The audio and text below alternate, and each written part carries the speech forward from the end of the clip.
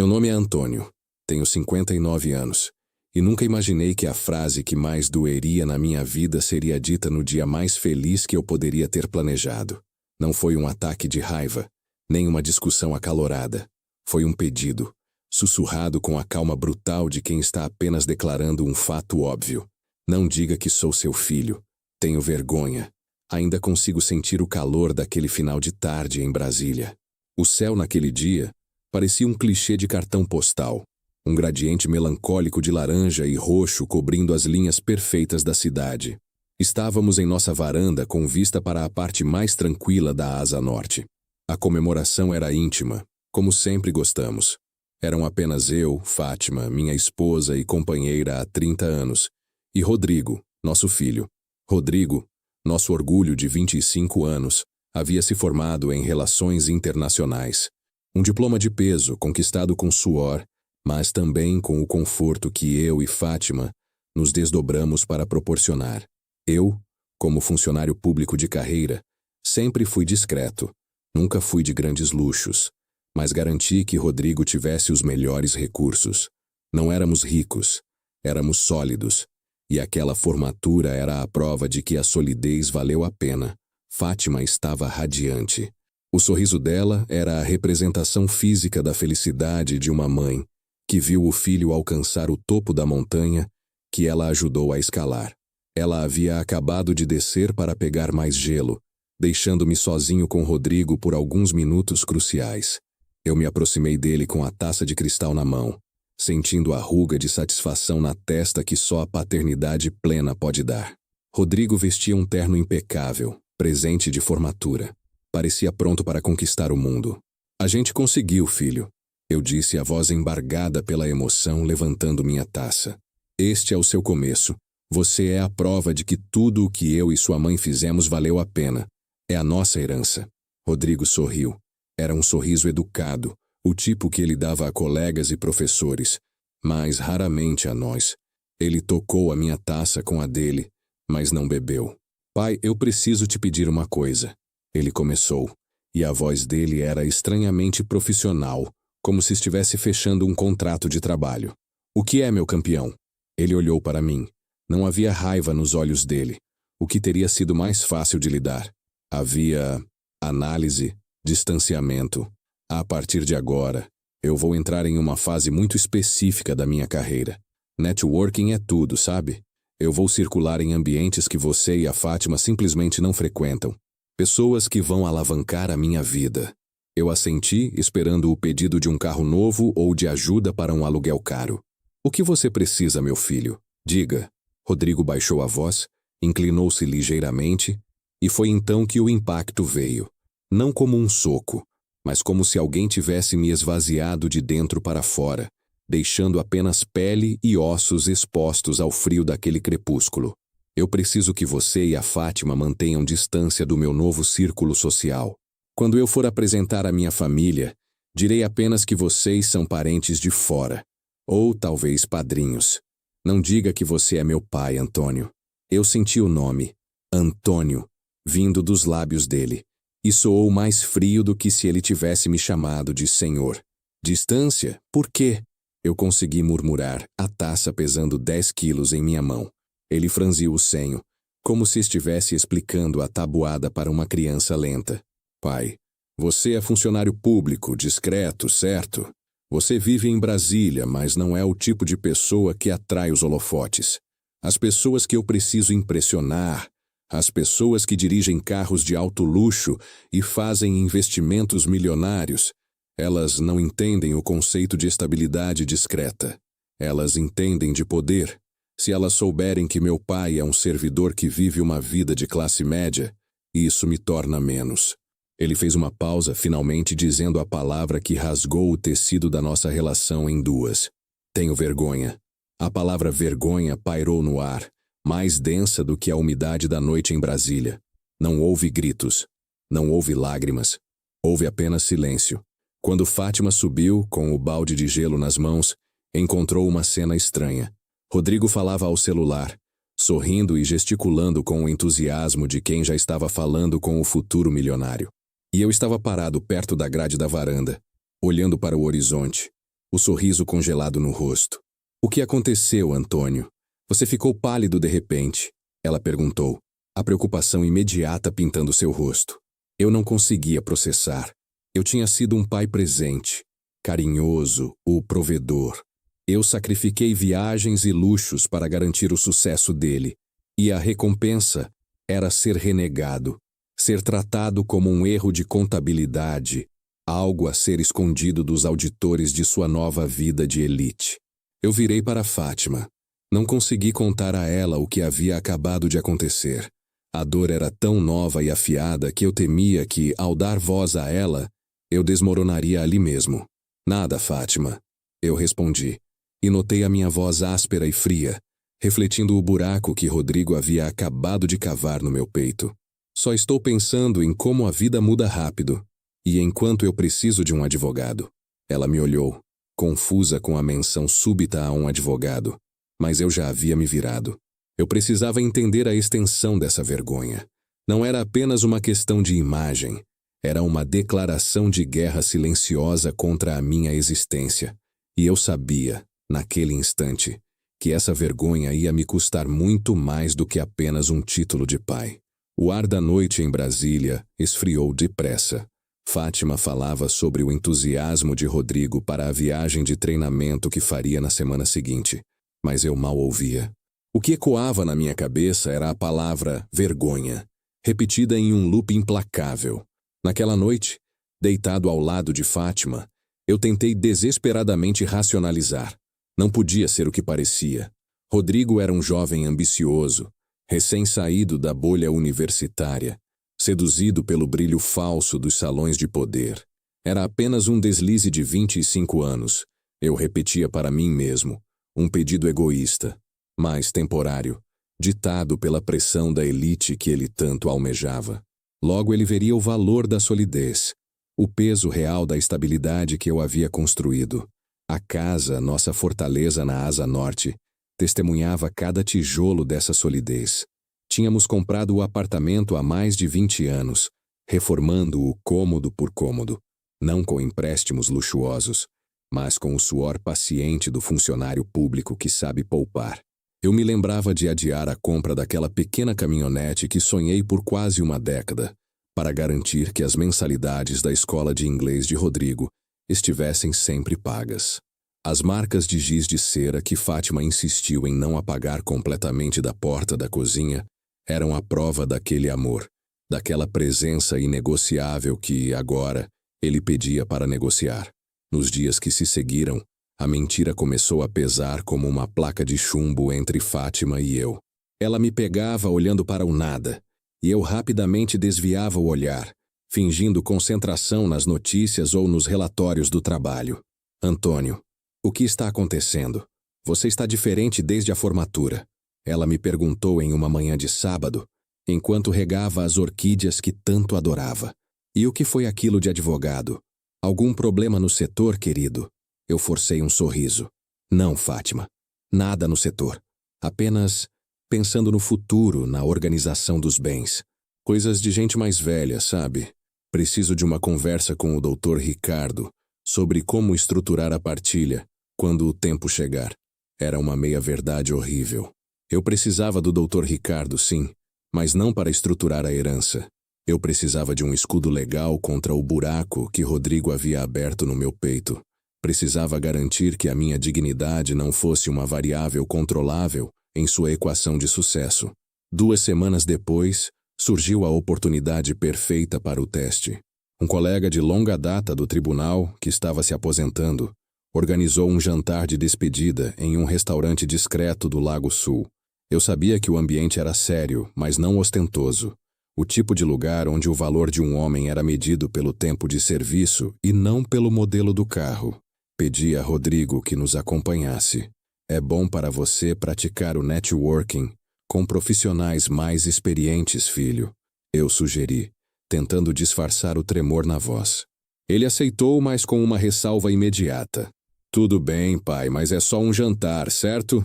Não vamos demorar. Tenho um encontro importante depois. No restaurante, vestindo um blazer que Fátima havia comprado para o meu aniversário de 55 anos, Tentei introduzi-lo ao Dr. Olavo, um dos meus mentores. Dr. Olavo, quero lhe apresentar meu filho, Rodrigo. Ele acabou de se formar, um garoto brilhante. Antes que eu pudesse usar a palavra mágica, meu filho. Rodrigo interveio com aquela frieza profissional que eu tanto temia. É um prazer, Dr. Olavo. Antônio e Fátima são parentes meus, padrinhos de criação que vivem aqui em Brasília. Eles me ajudaram muito na faculdade. Olavo apertou a mão de Rodrigo, sorriu para mim com a naturalidade de quem aceita a informação sem questionar e prosseguiu o diálogo diretamente com Rodrigo, focado em sua formação e planos internacionais. Eu assisti a cena em silêncio, a racionalização juvenil se desfazendo em pó. Aquele sorriso educado, a ligeira correção na minha fala, não era ambição. Era a execução calculada de um plano de relações públicas que me excluía. Rodrigo não estava envergonhado da minha profissão. Estava envergonhado da minha existência no seu novo universo. Ele havia traçado uma linha invisível e eu não podia cruzá-la. Fátima, sentada ao meu lado, pegou minha mão por baixo da mesa. Seus olhos procuraram os meus, repletos de confusão. Ela havia escutado a apresentação de Rodrigo, mas eu sabia que ela a havia interpretado como um erro de comunicação ou nervosismo. Ela sorria para ele, orgulhosa do modo como ele se portava entre os homens importantes. Eu me senti o maior farsante do mundo, sorrindo e balançando a cabeça em concordância enquanto meu próprio filho me transformava em um coadjuvante pago, um mero parente de interior que deu uma mãozinha na capital. Naquela noite, o silêncio no carro era cortante. Quando deixamos Rodrigo em sua porta, ele se virou e me deu um abraço rápido e protocolar. Obrigado pelo jantar, Antônio. Foi bom para o contato. Mas preciso ir. Cheguei um pouco atrasado. De novo, Antônio. Chegando em casa, Fátima desabou. Ela não podia mais ignorar a tensão. Antônio, eu sei que você está guardando algo. O que o Rodrigo fez? Ele está em dívida? Diga-me a verdade sobre o advogado. É por causa dele? Eu a abracei, sentindo a fragilidade dela, e me odiei por não poder protegê-la da verdade brutal. Não é uma dívida financeira, Fátima. É algo muito mais sério. Eu murmurei, ainda incapaz de usar a palavra vergonha. Mas eu vou cuidar disso.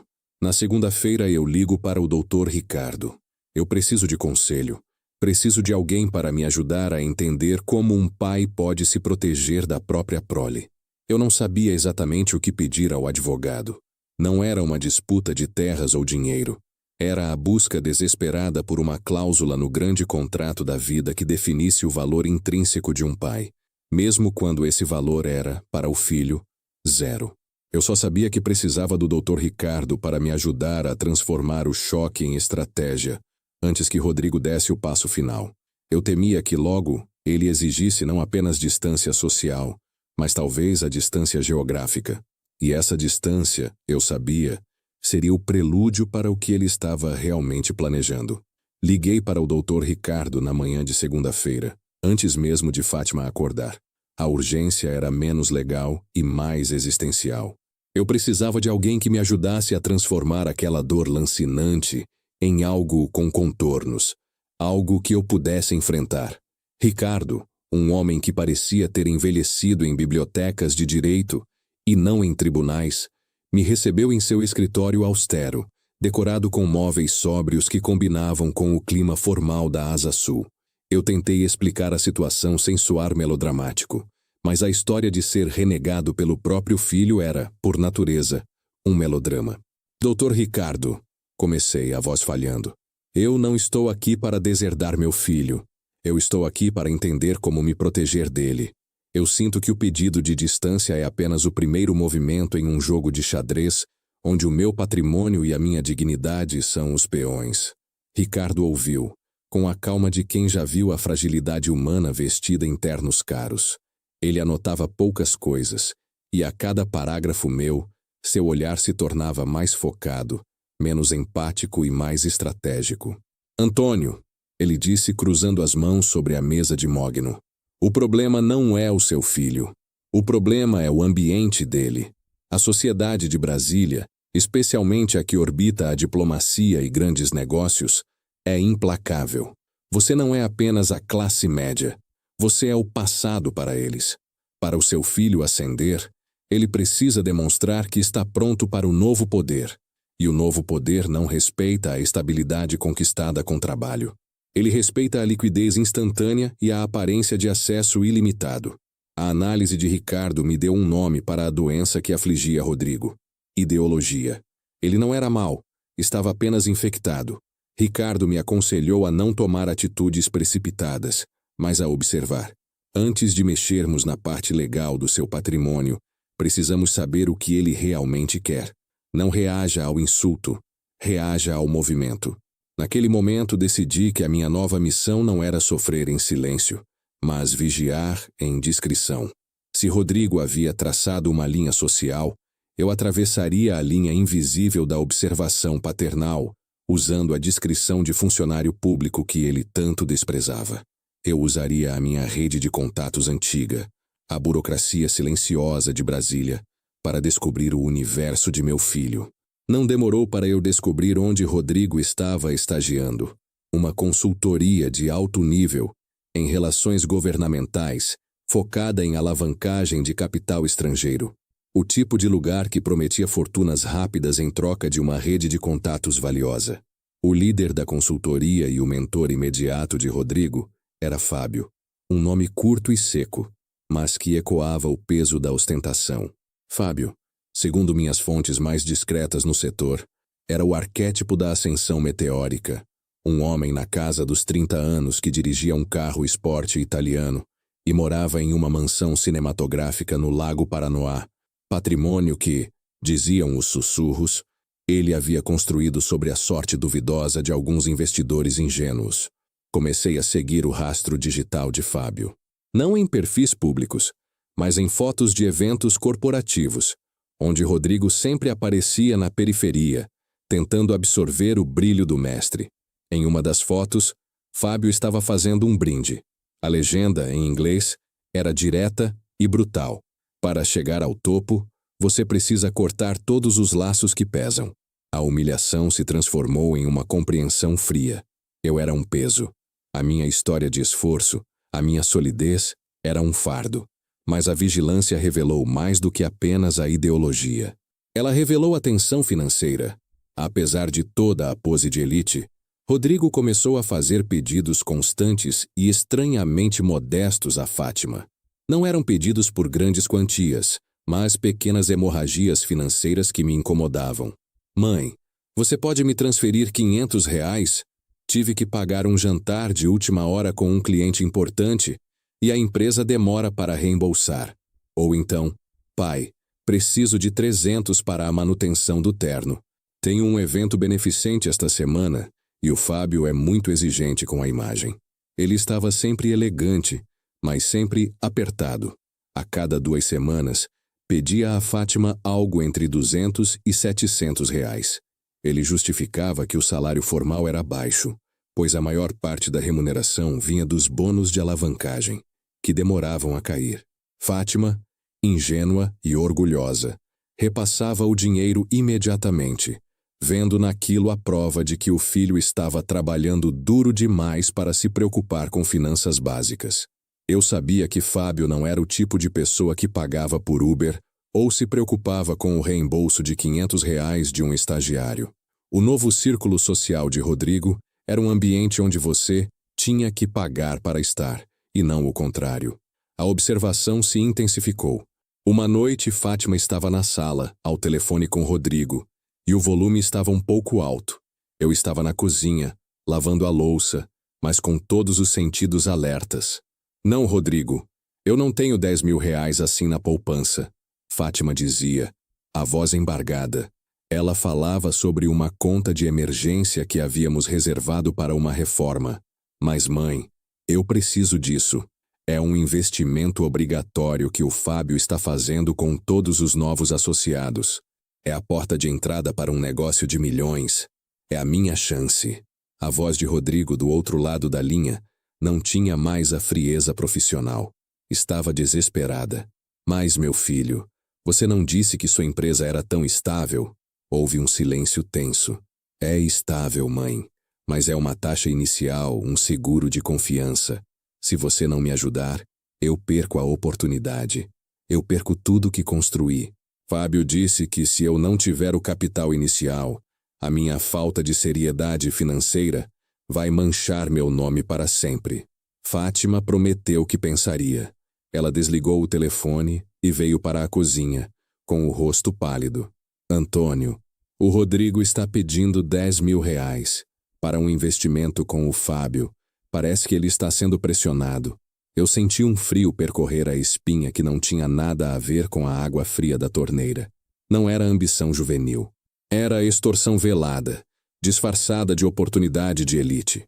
O pedido para que eu me mantivesse longe, a vergonha de ser meu filho, era apenas o primeiro passo para garantir que eu não pudesse interferir enquanto ele mergulhava em algo perigoso. Ele não estava apenas me escondendo do mundo. Ele estava me impedindo de protegê-lo do mentor Fábio. Naquela noite, eu abracei Fátima e disse, com a voz firme, não daremos 1 centavo a ele, Fátima. Amanhã cedo, eu vou ligar para o Dr. Ricardo. Não vamos mais apenas nos proteger. Vamos investigar o Fábio. Eu precisava saber o que Fábio estava tramando e o que exatamente Rodrigo havia prometido a ele em troca do acesso àquele mundo. E mais importante, se Rodrigo estava usando o nome da minha família, a minha solidez, para atrair investidores para os esquemas de Fábio. A vergonha não era a arma final de Rodrigo. Era o disfarce. O verdadeiro ataque ainda estava por vir. A decisão de negar os 10.000 reais deixou Fátima numa mistura dolorosa de alívio e culpa. Ela me abraçava, chorando, enquanto eu repetia firme, ele não está sendo ambicioso, Fátima. Está sendo aliciado. Ela me perguntou se eu achava que Rodrigo estava em perigo. E eu menti, dizendo que era apenas uma questão de mau investimento. Eu não podia dizer a ela que meu medo real era que ele soubesse exatamente o que estava fazendo. Na manhã seguinte, liguei novamente para o Dr. Ricardo.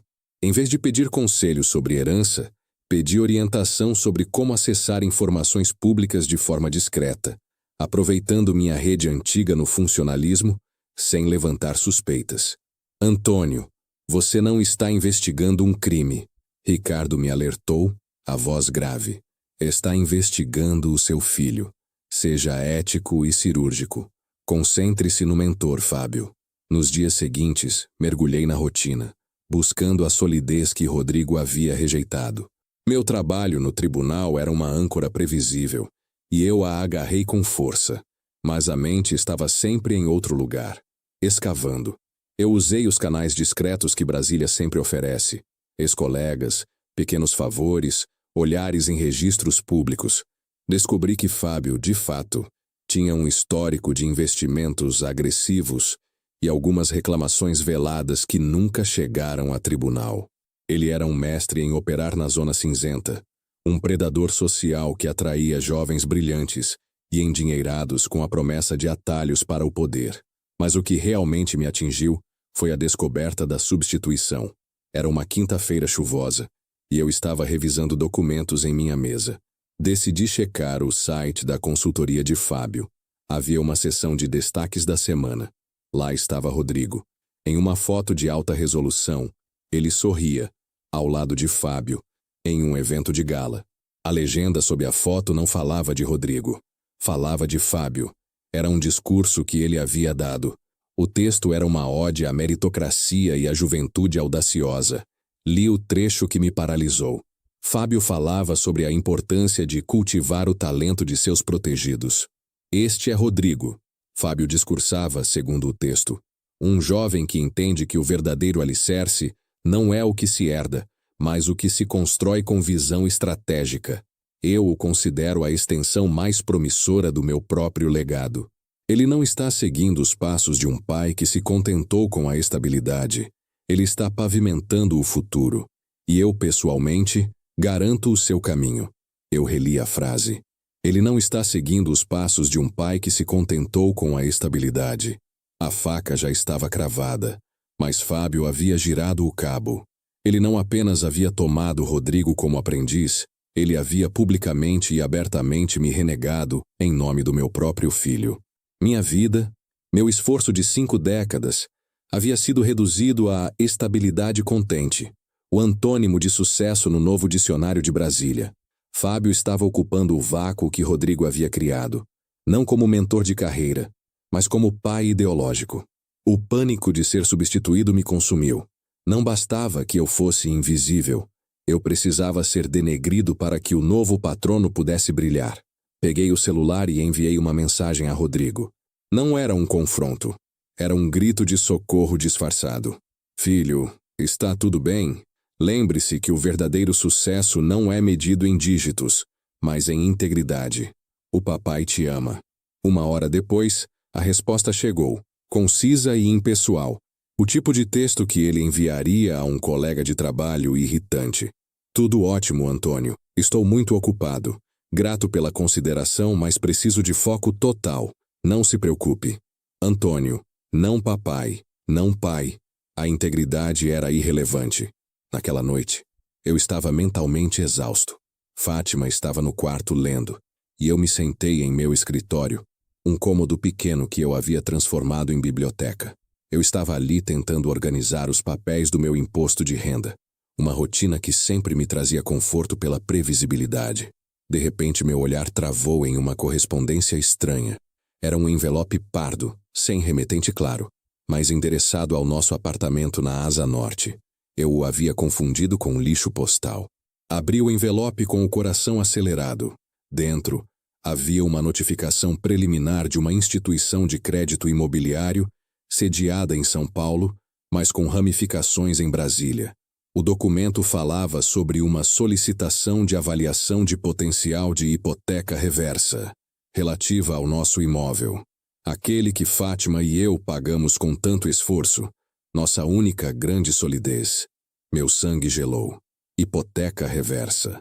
É um mecanismo onde o proprietário, geralmente idoso, pega um empréstimo usando o valor da casa, mas o imóvel só é vendido após a sua morte. É uma forma de liquidez, mas altamente arriscada e complexa. O mais estranho era que o documento parecia ter sido gerado para um pré-perfil de Rodrigo, mencionando-o não como proprietário, o que não era, mas como parte interessada em estruturar um futuro patrimonial com base no ativo familiar. Eu nunca havia falado com Rodrigo sobre hipoteca reversa. Jamais. Ele sequer deveria ter conhecimento detalhado sobre o nosso ativo. O documento era confuso, cheio de termos técnicos, mas a implicação era clara. Alguém estava investigando a possibilidade de usar a nossa casa como garantia financeira. Não era apenas vergonha. Não era apenas ambição. Ele estava tentando calcular quanto valíamos mortos. Eu cambaleei até a cozinha, sentindo o cheiro de café velho. A imagem de Fábio, sorrindo e garantindo o caminho de Rodrigo, veio à minha mente. Fábio sabia que para alavancar grandes negócios é preciso liquidez. E a liquidez de Rodrigo era a estabilidade que eu havia construído. A vergonha havia sido o cortina de fumaça. Enquanto eu me preocupava em ser excluído de seu círculo social, ele estava trabalhando em um plano muito mais frio. Usar nosso patrimônio como capital de risco. Peguei o telefone, o envelope amassado na mão. Eu não podia contar a Fátima sobre isso ainda. Eu precisava de prova. Eu precisava do Dr. Ricardo. Doutor, esqueça a ética, esqueça os conselhos. Eu disse, a voz num sussurro rouco, mas determinado. Meu filho está tentando usar a nossa casa. Eu preciso que você investigue esse Fábio de forma ampla. Quero saber exatamente o que ele ofereceu a Rodrigo em troca do meu nome e do meu telhado. E eu quero saber se o Rodrigo assinou alguma coisa. Naquele momento, eu soube que não estávamos mais falando de um desentendimento familiar. Estávamos em um jogo onde a perda seria total. E pela primeira vez, olhei para o meu filho não com dor, mas com uma suspeita fria. O mentor Fábio era o agressor. Sim, mas a ferramenta era a ambição desmedida do meu próprio sangue, que agora parecia capaz de traçar a ruína da própria família por uma promessa de fortuna. Eu não conseguia mais respirar o ar da nossa casa na Asa Norte sem sentir o cheiro de traição. O envelope da hipoteca reversa estava escondido no meu cofre, uma prova material da frieza estratégica de meu filho. Naqueles dias, Fátima continuava me perguntando por que eu havia negado os R$ 10.000 a Rodrigo, e eu insistia na mesma resposta vaga sobre investimentos imprudentes e disciplina financeira. Eu a protegia do horror de saber que seu filho estava avaliando a vida dela em potencial de liquidez. O Dr. Ricardo havia iniciado a investigação de Fábio, mas o processo era lento, tortuoso e exigia extrema cautela. Ele precisava de tempo para cruzar os dados financeiros de São Paulo e Brasília, tempo que eu não tinha, pois a urgência de Rodrigo por dinheiro aumentava a cada dia. A minha vida se tornou uma performance.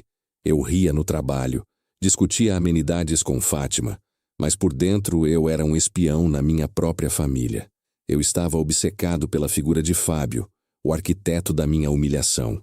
3 dias depois da minha conversa com Ricardo, a oportunidade para o teste final de minha dignidade se apresentou. Não era um evento que eu podia recusar. Uma grande confraternização anual, organizada por um grupo de altos funcionários públicos e diplomatas aposentados, seria realizada em um salão de festas na ala diplomática, o tipo de lugar onde a discrição de Brasília se encontra com o brilho internacional. Eu estava lá por obrigação profissional. Eu sabia que Fábio usaria a ocasião para exibir seu sucesso e seu jovem prodígio. Quando Fátima e eu chegamos, vestindo nossas roupas mais formais, a atmosfera era eletrizante. Pessoas importantes circulavam, taças de vinho tilintavam, e o futuro de Brasília era decidido em sussurros. Eu tentei manter Fátima perto, mas no meio da multidão a perdi de vista, absorvida por um grupo de esposas de embaixadores. Foi então que o vi. Rodrigo estava ao lado de Fábio, que exibia um terno cinza claro de corte impecável. Rodrigo sorria e gesticulava com a confiança de quem já pertencia àquele ambiente. A postura dele era a de um general que acabou de vencer a primeira batalha. Ele estava triunfando. Eu me afastei um pouco buscando a segurança de um canto menos iluminado, tentando me fundir à paisagem. Eu só queria observar, ver as interações, colher informações para Ricardo sem ser visto. Mas o universo não costuma ser tão complacente. Um braço forte pousou no meu ombro. Era Arnaldo, um antigo colega do Tribunal de Contas, hoje aposentado. Um homem que me conhecia há mais de 30 anos. Antônio, que surpresa agradável. Você por aqui. Arnaldo falava alto com a alegria genuína de quem reencontra um amigo. Eu forcei um sorriso. Arnaldo, que bom revê-lo. E como está a vida de aposentado? Arnaldo ignorou minha pergunta. Seus olhos esquadrinhavam o salão e pararam fixamente em Rodrigo e Fábio, que estavam a menos de 10 metros de distância. Olhe só para aquilo, Arnaldo murmurou, acenando com a cabeça. Aquele Fábio sempre cercado. Mas quem é aquele jovem que ele está exibindo? Parece um garoto de ouro. Bonito, inteligente, com a postura certa. Não me é estranho. Eu senti o ar rarear nos meus pulmões. O peso de toda a minha mentira e a mentira de Rodrigo caíram sobre mim. Eu sabia o que Arnaldo faria em seguida. Espere aí, Antônio. Arnaldo disse, estreitando os olhos. É o seu menino, não é? Rodrigo. Faz anos que não o vejo. Cresceu demais. Lembra quando ele vinha ao tribunal com a Fátima, brincar com os meus netos no feriado? Eu estava em apuros. Se eu confirmasse a verdade ali, naquele salão de poder, Arnaldo, um homem de imensa reputação, iria até Rodrigo, chamá-lo de meu filho, e expor a farsa. E eu sabia que a farsa era vital para o acesso de Rodrigo. Ele me olhava de longe discretamente, com um olhar que era um misto de súplica e ameaça silenciosa. Ele estava me testando. Se eu falhasse ali, todo o seu networking seria destruído. E, ironicamente, eu precisava que ele tivesse esse acesso para que Ricardo pudesse continuar a investigar Fábio, sem que Rodrigo se isolasse completamente. Eu tive que escolher a dignidade pessoal ou a estratégia de proteção patrimonial. Minha garganta secou e senti o suor frio escorrer pelas costas. Eu baixei a voz para o tom de confidência que Brasília adora. Não, Arnaldo. Aquele é o Rodrigo, sim, mas não o meu filho, eu declarei, e a frase me atingiu com a força de um chicote de gelo. Arnaldo me olhou, confuso. Como assim, Antônio? Tenho certeza que é o Rodrigo, o filho da Fátima. Eu balancei a cabeça lentamente, treinando o rosto para parecer casual, quase aborrecido pela confusão do amigo. Ah, sim, ele se parece muito. Mas aquele é um sobrinho, parente de Fátima. Moro em Brasília, ajudei ele a se estabelecer, essas coisas. Mas meu filho está morando fora, na Europa. Tivemos um desentendimento. Não nos falamos há algum tempo. Eu menti sobre meu filho. Eu o exilei para a Europa. Eu o inventei em um conflito fictício, apenas para proteger o verdadeiro Rodrigo de ser associado a mim. Arnaldo assentiu, aceitando a informação com a facilidade que a elite aceita o drama de família. Ah, entendo. Que pena. Mas que bom que você ajuda o sobrinho. Ele parece estar indo longe. Parece que sim. Eu consegui responder, sentindo o gosto metálico da vergonha na boca. Rodrigo, que observava a cena, percebeu a minha negação. Ele sorriu. Não para mim, mas para Fábio, que se aproximou. Foi um sorriso de alívio e aprovação. Eu tinha passado no teste, mas o preço daquele sorriso foi a completa desintegração do meu papel. Eu não era apenas um pai renegado. Eu era um farsante. Um homem que acabara de negar a identidade do próprio filho em público, assumindo para todos, inclusive para mim mesmo, o papel de um parente de apoio, um coadjuvante anônimo. A dor psicológica foi tão intensa que meu corpo reagiu. Eu comecei a sentir uma pontada afiada no lado esquerdo do peito. Não era um ataque cardíaco, mas a angústia pura transformando-se em agonia física. Saí do campo de visão de Arnaldo e me dirigi ao toalete precisando de ar. No espelho, vi um homem de 59 anos, pálido, com rugas profundas de exaustão e traição. Eu havia me tornado o meu próprio mentiroso. A minha integridade, o único bem que eu não podia negociar, havia sido vendida por um sorriso de Rodrigo. Na saída, encontrei Fátima, que sorria, radiante. Você viu o Rodrigo, Antônio? Tão elegante. Ele veio me cumprimentar. Ele me chamou de tia Fátima. Tão carinhoso. Ele disse que o Fábio, o chefe dele, é quase um pai para ele. Eu ouvi a palavra pai sendo roubada mais uma vez, e eu percebi que o tio Antônio e a tia Fátima não eram apenas nomes genéricos, eram posições calculadas. Naquela noite, eu mal dormi. O toque de Fátima em meu braço parecia distante.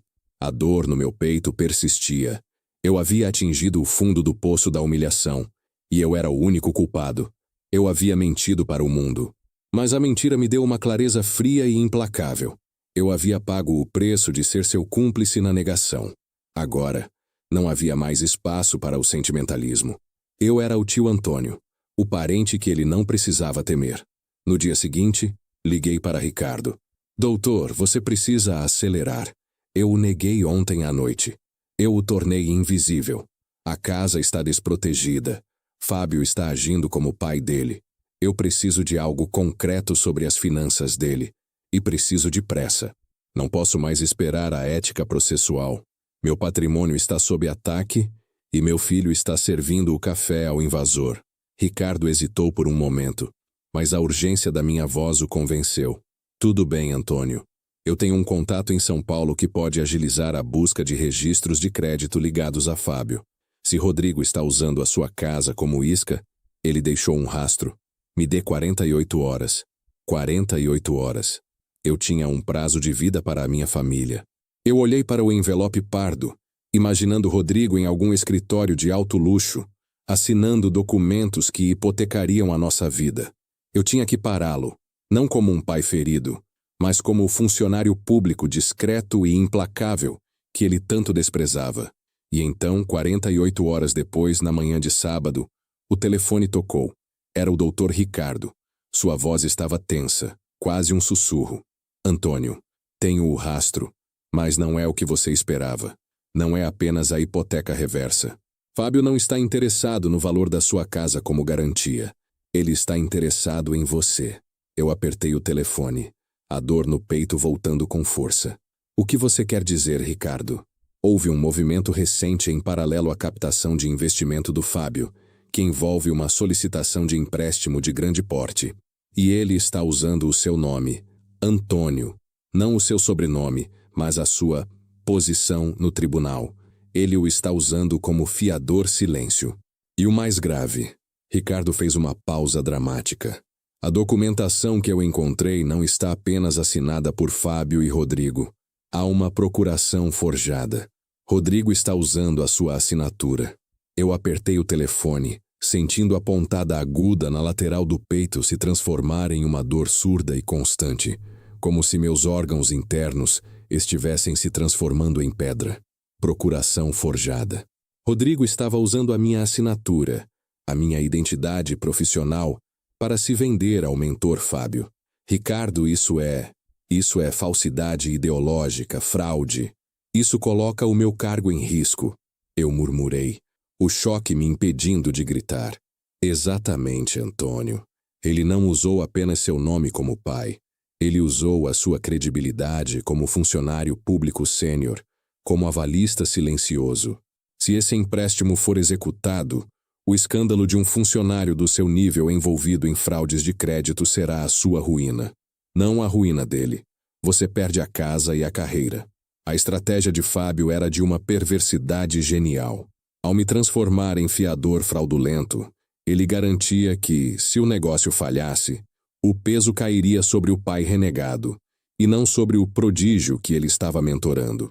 O desprezo de Rodrigo pela minha estabilidade não era apenas social. Era um planejamento ativo para me neutralizar e, se necessário, me destruir. Eu desliguei, as mãos trêmulas. Era sábado. Eu tinha que manter a compostura diante de Fátima, mas a notícia era um veneno que já corria pelas minhas veias. O peso do silêncio se tornou insuportável. Eu não conseguia dormir, mal conseguia comer. A dor no peito, antes esporádica, se fixou. Eu comecei a temer que o estresse fosse me derrubar antes que eu pudesse sequer enfrentar Rodrigo. Na segunda-feira, a tensão psicológica se manifestou publicamente no meu trabalho no tribunal. Eu, que sempre fui o paradigma da precisão burocrática, cometi erros elementares. Troquei números em relatórios importantes e perdi o prazo para enviar um parecer crucial. Meu supervisor, Dr. Vasconcelos, me chamou discretamente ao seu escritório. Ele não foi rude, mas preocupado. Antônio, o que está havendo? Você sempre foi uma rocha. Esses erros não são do seu feitio. Precisa tirar uma licença? Problemas de saúde? Eu neguei veementemente, forçando um sorriso cansado. Não, doutor. É apenas cansaço. Eu vou me recuperar. Prometo. Mas o mal já estava feito. Em Brasília, a fraqueza de um homem é o capital de outro. Fábio, com sua rede de informantes sedenta por fofocas que pudessem alavancar seus negócios, soube da minha queda quase que instantaneamente. Eu vi o efeito em uma postagem anônima no grupo de notícias corporativas da consultoria dele. Ninguém me mencionava pelo nome, mas a referência era clara. A postagem falava sobre a necessidade de substituir estruturas obsoletas e a urgência em descartar mentores que demonstram falha na capacidade cognitiva e operacional, especialmente no setor público, onde a lentidão se manifesta em erros custosos. Fábio estava usando a minha exaustão, o meu sofrimento, para justificar o que Rodrigo estava fazendo. Ele estava transformando a minha dignidade em prova de que eu não era mais apto a ser pai ou a deter qualquer patrimônio relevante. A vergonha que Rodrigo sentia era agora um fato público, validado pelos meus próprios erros. No final daquela semana, o clima em casa era irrespirável. Fátima estava tensa com o nosso comportamento e a recusa de darmos os R$10.000. Ela me olhava com a angústia de quem sabia que o marido estava escondendo algo grave. Foi Adriana, nossa filha que morava em São Paulo, que confrontou a situação de frente. Ela veio para Brasília de surpresa, preocupada com as poucas e evasivas ligações que eu atendia. Chegando em casa na sexta-feira à noite, ela me encontrou no sofá, com uma compressa quente no peito, fingindo ler um livro que estava aberto na mesma página há 3 horas. Pai, o que está acontecendo? A voz de Adriana era firme, mas cheia de carinho. Ao contrário de Rodrigo, que buscava a validação externa, Adriana sempre buscou a verdade familiar. Nada demais, filha. Cansaço. A idade chega. Eu tentei brincar, mas minha voz falhou. Ela se sentou ao meu lado, tirando o livro de minhas mãos. Não minta para mim, Antônio. A mamãe está visivelmente infeliz. Você está pálido, e eu soube por tios do tribunal que você cometeu erros no trabalho. Erros você? Isso é impossível. Eu desviei o olhar. Eu a amava, mas não podia envolvê-la nisso. Se ela soubesse que Rodrigo havia falsificado minha assinatura e colocado a casa em risco, ela teria que escolher um lado, e isso seria o fim definitivo da nossa família. Adriana, eu estou apenas preocupado com investimentos. Coisas antigas que o Dr. Ricardo está me ajudando a organizar. São questões financeiras. Nada que deva tirar seu sono. Financeiras? Ela insistiu, o tom ficando mais incisivo. Ou financeiras ligadas ao Rodrigo. Ele está ligando para a mamãe quase todo dia pedindo empréstimos. Ela está se sentindo culpada por não ter dado os 10 mil. O que ele está tramando, pai? E por que você está o protegendo? Ouvir que eu estava protegendo o Rodrigo, quando ele estava ativamente me destruindo, foi demais. Meu corpo reagiu com um tremor. Eu não estou protegendo ninguém, Adriana. Eu respondi com uma frieza que nem eu reconheci. Estou apenas sendo prudente. Seu irmão está em uma fase de alta ambição. Ele está aprendendo o jogo. Eu não vou interferir. Adriana recuou, ferida pela minha brusquidão. Interferir? Você mal o vê. Ele não te chama mais de pai. A mamãe está sofrendo. E você está aqui se deteriorando em silêncio, fingindo que coisas antigas estão te matando. O que está havendo entre você e o Rodrigo? Eu me levantei, sentindo a dor no peito aumentar. Eu precisava encerrar aquela conversa. Eu precisava que ela voltasse para São Paulo e não perturbasse a minha estratégia de contenção. A única coisa que está havendo, Adriana, eu declarei, e a mentira veio carregada de dor, é que o seu irmão escolheu o caminho dele. E eu tenho que respeitar isso. Não quero que você se envolva nesse drama. É um problema meu. Volte para a sua vida e deixe-nos resolver o que for necessário. Eu a expulsei da minha confiança. A mágoa nos olhos dela era palpável, mas o silêncio que ela carregou para o quarto era exatamente o que eu precisava. O custo do meu isolamento era a saúde da minha família, mas eu sentia que era o único caminho para evitar o colapso total. Eu havia me tornado o muro que absorvia todo o impacto, e eu precisava que ninguém soubesse o quão frágil aquele muro estava. Naquela noite, eu enviei uma mensagem rápida ao Dr. Ricardo. Eu não podia mais adiar. A falsificação da assinatura exigia uma ação imediata. Ricardo, eu entendi a estratégia de Fábio. Ele está me minando profissionalmente para justificar a fraude. Não podemos esperar por mais provas. Precisamos ir à ofensiva. Quero que você prepare o que for necessário para uma notificação legal. Eu vou confrontar Fábio e vou usar o Rodrigo como isca para atrair o mentor. Eu estava pronto para usar a minha última arma, a discrição. Se Fábio pensava que eu era apenas um funcionário público lento e obsoleto, ele estava prestes a descobrir que a estabilidade que eu havia construído era também uma fortaleza legal. Eu iria me expor ao perigo do confronto direto. Eu precisava que Fábio, e principalmente Rodrigo, entendessem que o tio Antônio não aceitaria a própria aniquilação. Mas antes de qualquer movimento, eu precisava de uma certeza terrível. Rodrigo sabia que a procuração estava forjada, ou ele havia sido enganado a assinar um documento em branco. Eu precisava saber se eu estava prestes a derrubar um criminoso ingênuo ou um traidor calculista. Eu temia a resposta, mas ela era o próximo passo. A procuração forjada era a resposta que eu temia. Não se tratava apenas de ambição juvenil, era traição metódica.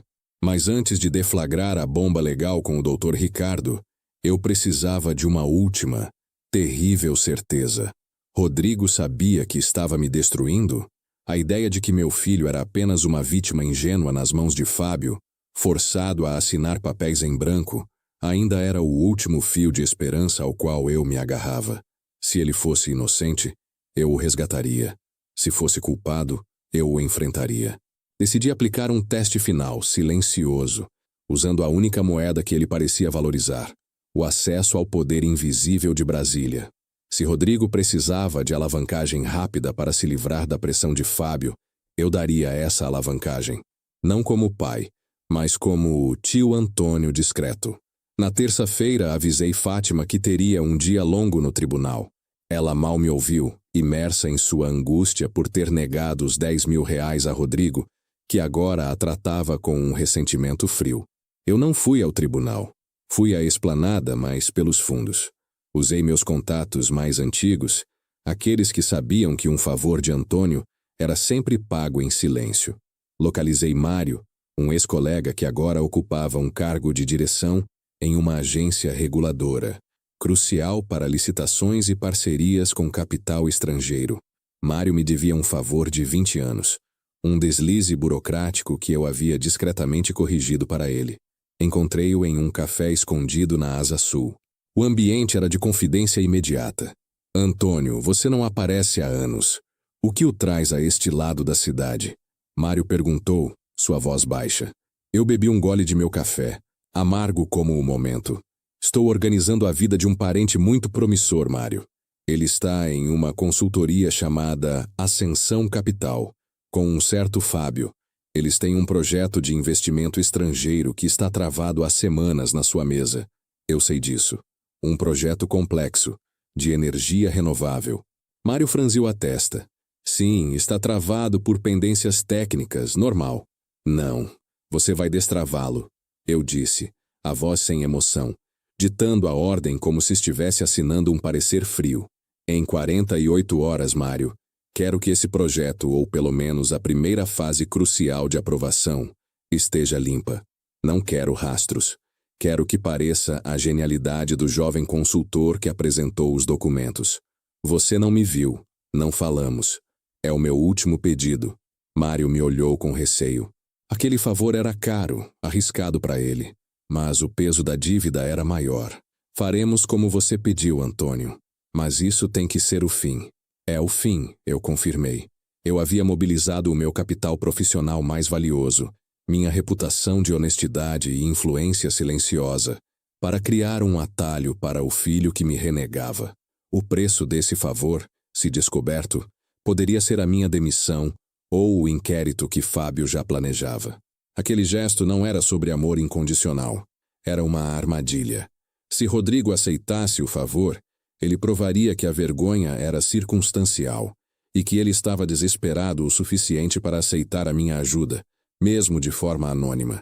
Se ele rejeitasse, significaria que a sua lealdade ideológica a Fábio e a sua rejeição à minha estabilidade era inegociável. Eu voltei para casa naquela noite, exausto, sentindo o peito apertar com mais frequência. 48 horas depois, na quinta-feira à tarde, o telefone do Dr. Ricardo tocou. Ele estava agindo como meu observador externo.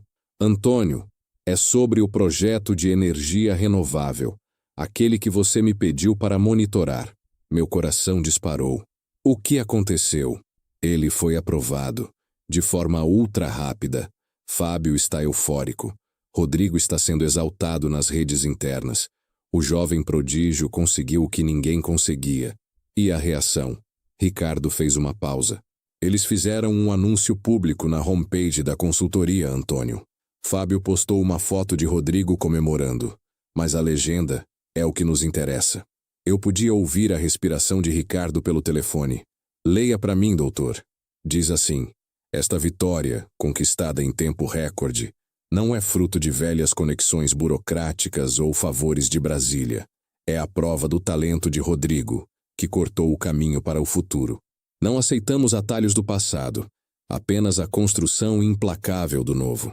A frase perfurou-me como um tiro certeiro. Rodrigo, ou mais provavelmente Fábio, havia detectado a origem do atalho e, em vez de aproveitá-lo em silêncio, havia usado a minha ajuda anônima como trampolim para a sua ideologia. Ele não apenas rejeitou a minha vida, ele rejeitou a minha ajuda de forma pública, transformando o meu sacrifício em prova da superioridade do seu método. Eu senti uma náusea intensa. Eu havia apostado o meu pescoço, e a recompensa foi ser cuspido de volta, rotulado de velhas conexões burocráticas. Antônio, você está aí? Perguntou Ricardo. Estou, doutor. E a resposta veio. Ele é cúmplice. Minha voz estava estranhamente calma, vazia de emoção. A dor do choque se transformara em uma frieza estratégica. Ele preferiu o risco da fraude a aceitar a estabilidade que eu ofereci. Ele escolheu Fábio. A minha dúvida havia se dissipado. Não havia mais espaço para o pai amoroso.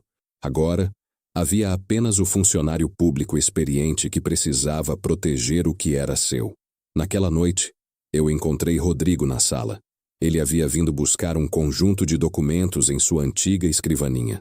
Ele vestia um casaco de cachemir que Fátima havia pago em suaves prestações. Ele me olhou e eu vi o brilho de orgulho frio e satisfação em seus olhos.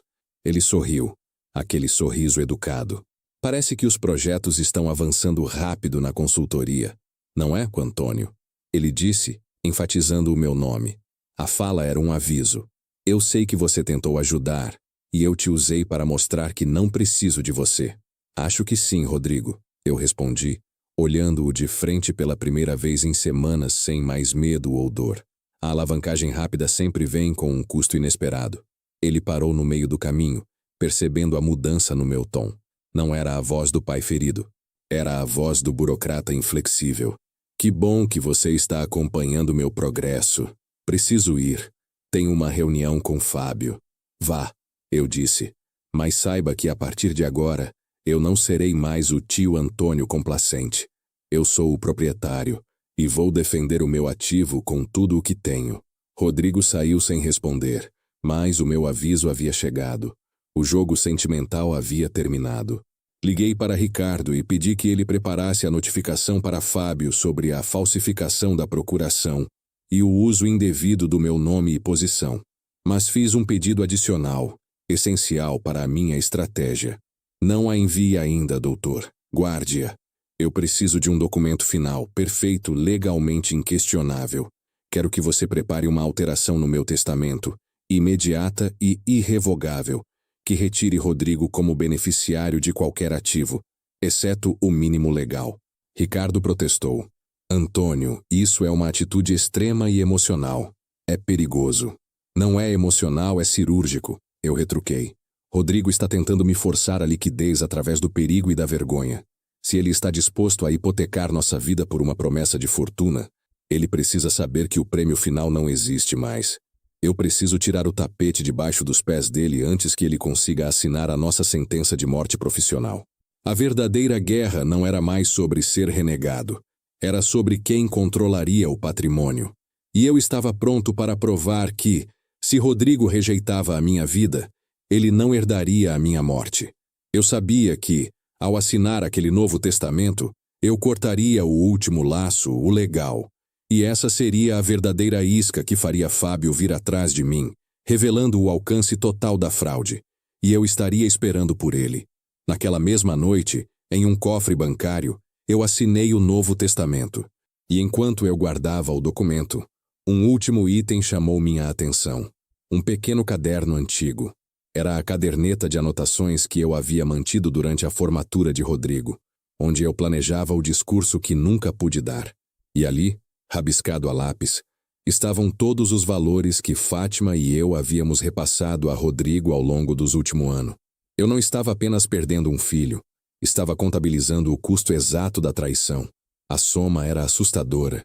Eu tinha tudo o que precisava para a batalha. Tudo, menos a certeza de que Fátima me perdoaria pelo que eu estava prestes a fazer com o nosso filho. Eu tinha tudo o que precisava para a batalha. Tudo, menos a certeza de que Fátima me perdoaria pelo que eu estava prestes a fazer com o nosso filho. Aquele Novo Testamento, assinado e lacrado, pesava mais em minha consciência do que a dor constante no meu peito. Eu havia removido Rodrigo da equação patrimonial, transformando-o legalmente no que ele me havia transformado emocionalmente. Um excluído. Mas o sigilo estava me matando. Na manhã de sábado, Fátima tentou fingir normalidade. Ela preparou o café, pôs a mesa, mas havia uma fissura no ar entre nós. Um silêncio carregado de acusações não ditas. Ela não parava de me observar, preocupada com o meu comportamento e exausta com a minha recusa em compartilhar o fardo.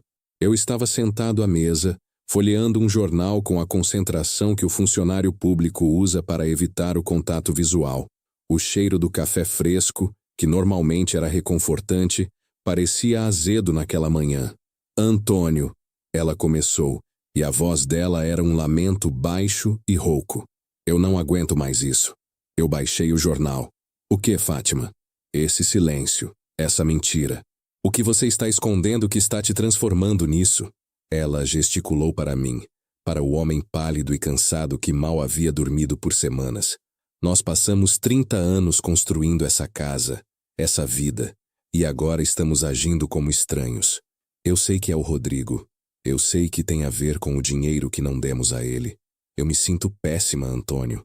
Será que perdemos a confiança dele por causa de 10 mil reais? A culpa dela era a minha alavanca. Era hora de acabar com o fingimento. Não é sobre 10 mil reais, Fátima. Nunca foi. Eu disse, minha voz baixa e firme, com a autoridade que vinha da verdade. Ele está em um jogo muito mais perigoso do que você imagina. E eu não te contei, porque o que ele fez destruiria você. Ela se encolheu, mas a curiosidade e o medo a forçaram a continuar. Diga, Antônio. Diga de uma vez. O Dr. Ricardo. O que ele descobriu? O Rodrigo está em dívida? Eu pago a dívida. Nós vendemos o carro. Fazemos o que for preciso. Eu balancei a cabeça. Não é uma dívida que se paga com dinheiro, Fátima. É uma dívida de caráter. Tirei o envelope pardo do cofre do meu escritório, onde estava escondida a notificação da hipoteca reversa. Coloquei-o na mesa, ao lado do seu pão de queijo intocado. Isto chegou há algumas semanas, eu expliquei, deslizando o papel em sua direção. Rodrigo, ou o Fábio, está investigando a possibilidade de usar esta casa como garantia para um empréstimo gigantesco, sem a nossa autorização. Ele está nos avaliando por nosso potencial de liquidez, não por nosso valor. Fátima pegou o papel, os olhos fixos nos termos técnicos. Ela era inteligente e logo entendeu a essência. A casa deles estava em risco. Seu rosto perdeu toda a cor. Não, Antônio. Isso não. Isso é o Fábio. Ele está manipulando o Rodrigo, eu sei. Nosso filho não faria isso conosco. Ele é ambicioso, mas não é um criminoso. Ela tentava se agarrar à esperança, renegando o fato frio ali exposto. Eu a deixei lamentar por um momento, observando a dor se transformar em desespero. Eu sabia que a próxima revelação a atingiria com mais força. Eu rezo para que você esteja certa, Fátima. Mas a ambição se tornou algo muito pior. Eu disse, puxando o segundo documento. A cópia da procuração forjada que o Dr. Ricardo havia me enviado. Era apenas uma cópia digitalizada, mas a imagem da minha assinatura, grosseiramente imitada, era nítida. O que é isso? Ela perguntou, a voz quase inaudível. É uma procuração. Um documento legal que supostamente me autoriza a atuar como fiador silêncio em um empréstimo de alto risco que o Fábio está estruturando. Eles estão usando o meu nome, Antônio, a minha posição no tribunal, para dar credibilidade ao esquema. E se você notar bem aqui, eu apontei para a assinatura, a reprodução da minha caligrafia. É a sua assinatura, claro. Ela murmurou confusa. Não, Fátima, não é. Eu insisti, balançando a cabeça. O Dr. Ricardo confirmou. É uma falsificação. Rodrigo não apenas nos renegou publicamente, ele forjou a minha assinatura para se promover, e se o negócio falhar, o risco e a responsabilidade legal caem sobre mim. Eu perco a casa, a carreira e a aposentadoria. A revelação foi como se o ar tivesse sido sugado do cômodo. Fátima não gritou, não chorou. Ela apenas ficou ali, parada, com a folha de papel na mão, olhando para a assinatura falsa que representava a ruína de nossa vida. A negação dela foi instantânea e desesperada. A reação de uma mãe ferida que precisa proteger sua prole a qualquer custo, mesmo da verdade. Não! O Rodrigo não faria isso. Ele assinou em branco, Antônio. Fábio o obrigou. Ele é ingênuo. Ele não entende de documentos legais. Ele foi vítima. Ele foi traído. Ela gritou, rasgando a folha digitalizada em pedacinhos, como se o ato pudesse desfazer a realidade. Eu me mantive calado, deixando-a descarregar a fúria e o pânico. Eu sabia que, para Fátima, a única maneira de sobreviver a essa traição era transferir toda a culpa para Fábio. Eu tentei acreditar nisso, Fátima. Eu finalmente disse, pegando os pedaços da procuração. Eu tentei. Eu usei meus contatos. Arrisquei minha própria reputação para dar um atalho anônimo a ele, para provar que a minha estabilidade ainda era valiosa. E o que ele fez? Ele rejeitou minha ajuda publicamente, usando-a para exaltar o mentor Fábio e desprezar o velho sistema burocrático que o salvou. Eu respirei fundo, sentindo a pontada no peito se intensificar, mas prossegui. Ele sabe, Fátima. Ele sabe exatamente o que está fazendo. Ele está usando a vergonha de ser meu filho como cortina de fumaça, enquanto trabalha ativamente para destruir a minha reputação e nosso patrimônio para garantir a sua ascensão. Não somos apenas dispensáveis, somos o combustível dele. Fátima desabou, a cabeça nas mãos, chorando com soluços que sacudiam seu corpo. Não eram lágrimas de tristeza, mas de trauma. A verdade era mais pesada do que qualquer mentira. Eu me levantei e a abracei, sentindo-me pela primeira vez desde a formatura de Rodrigo, como seu protetor, e não como um mentiroso. Nós vamos enfrentar isso juntos, Fátima, eu murmurei, beijando o topo de sua cabeça. A primeira coisa que fiz foi proteger a nossa casa e a nossa velhice. Eu alterei o testamento. Ele não herdará nada que possa usar como capital de risco. Agora, precisamos nos concentrar em anular essa procuração. E para fazer isso, precisamos expor Fábio e, consequentemente, Rodrigo. Ela se afastou ligeiramente, o rosto manchado de lágrimas.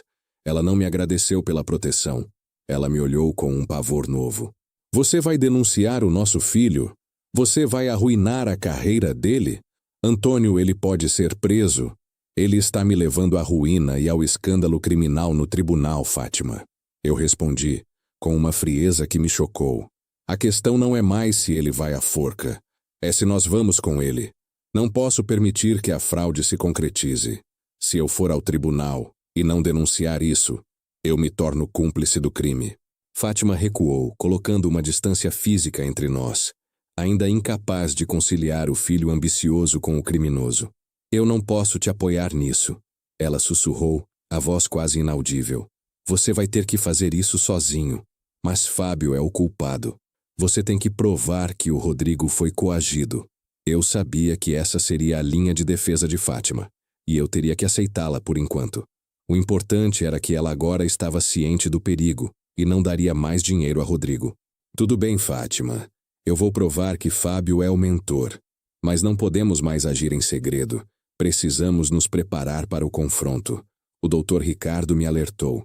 Fábio fará um movimento agressivo em breve, assim que sentir que perdemos a confiança em Rodrigo. Ele vai nos atacar diretamente, usando a minha reputação profissional.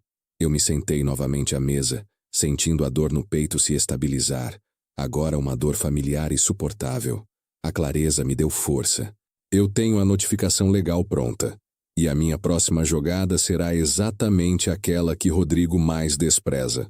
Eu vou usar o meu cargo no tribunal, toda a minha rede de funcionalismo público, não para um favor, mas para uma investigação. Eu vou expor Fábio publicamente. E o melhor lugar para fazer isso é no meio do universo de Rodrigo. Eu peguei o telefone, o olhar fixo no envelope de hipoteca. Não havia mais espaço para o pai sofredor. Havia apenas o homem que estava pronto para a guerra. Dr. Ricardo, eu disse ao ligar. Esqueça a descrição. Quero que você prepare uma denúncia formal contra Fábio por fraude e falsidade ideológica. E quero que ela seja entregue em mãos na consultoria.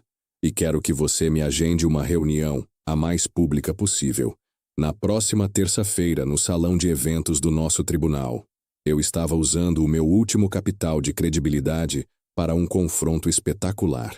Eu iria transformar a minha estabilidade, a minha vida de funcionário público discreto, na ruína de Fábio. E Rodrigo estaria lá para assistir ao show que ele havia orquestrado. Eu só precisava que Fátima não sucumbisse à dor até a próxima terça-feira. Ela era a última peça frágil do meu plano, e agora que ela sabia a verdade, ela poderia ser tanto minha aliada quanto a minha destruição. Eu havia removido o Rodrigo da equação patrimonial, transformando-o legalmente no que ele me havia transformado emocionalmente, um excluído. Mas o sigilo estava me matando. Naquela manhã de sábado, Fátima tentou fingir normalidade. Ela preparou o café, pôs à mesa, Mas havia uma fissura no ar entre nós, um silêncio carregado de acusações não ditas. Ela não parava de me observar, preocupada com o meu comportamento e exausta com a minha recusa em compartilhar o fardo. Eu estava sentado à mesa, folheando um jornal com a concentração que o funcionário público usa para evitar o contato visual. O cheiro do café fresco, que normalmente era reconfortante, parecia azedo naquela manhã. Antônio, ela começou, e a voz dela era um lamento baixo e rouco. Eu não aguento mais isso. Eu baixei o jornal. O que, Fátima? Esse silêncio, essa mentira. O que você está escondendo que está te transformando nisso? Ela gesticulou para mim, para o homem pálido e cansado que mal havia dormido por semanas. Nós passamos 30 anos construindo essa casa, essa vida, e agora estamos agindo como estranhos.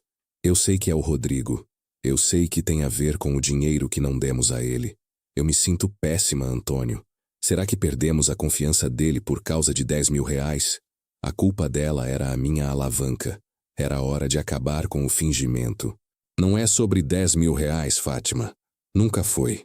Eu disse, minha voz baixa e firme, com a autoridade que vinha da verdade.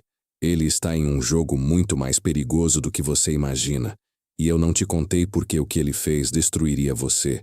Tirei o envelope pardo do cofre do meu escritório, onde estava escondida a notificação da hipoteca reversa.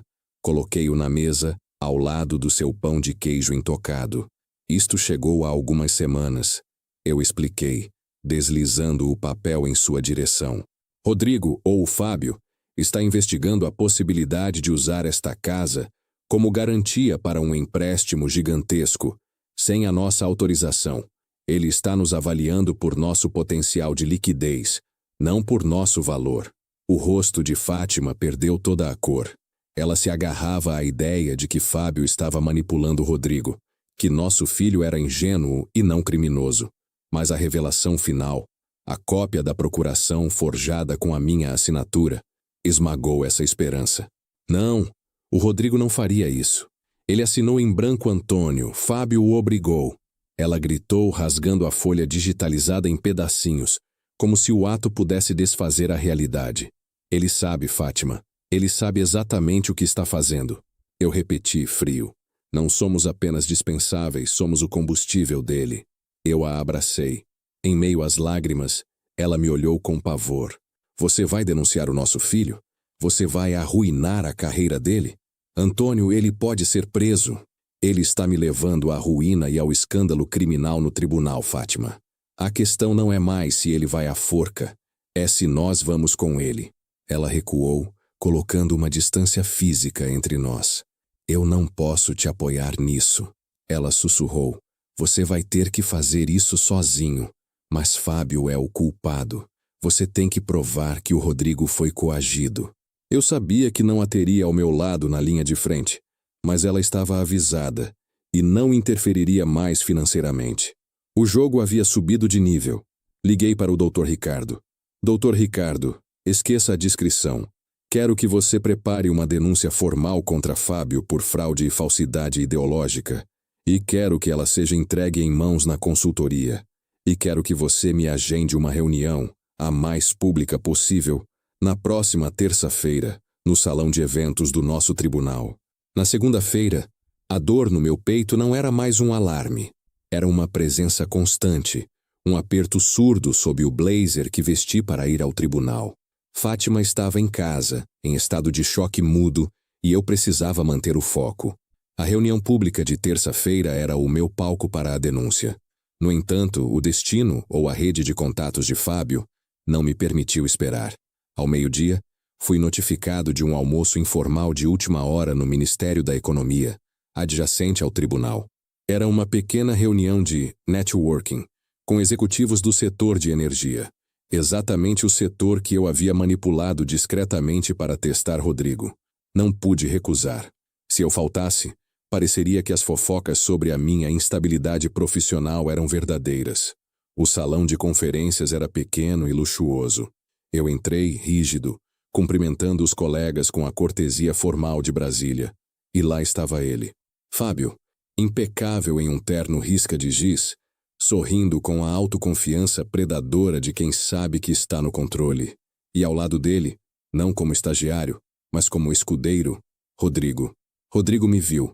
Não houve surpresa. Apenas uma observação calculada. Ele me deu aquele aceno protocolar de parente distante que por acaso encontramos no mesmo evento. Eu evitei a mesa deles, buscando um canto perto da janela, mas Fábio tinha outros planos. Ele se desvencilhou de um diplomata aposentado e veio direto até mim. Antônio, ele disse, estendendo a mão.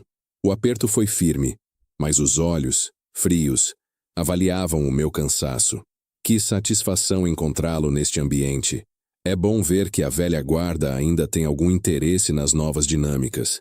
Eu senti a ironia velada. O interesse é profissional, Fábio.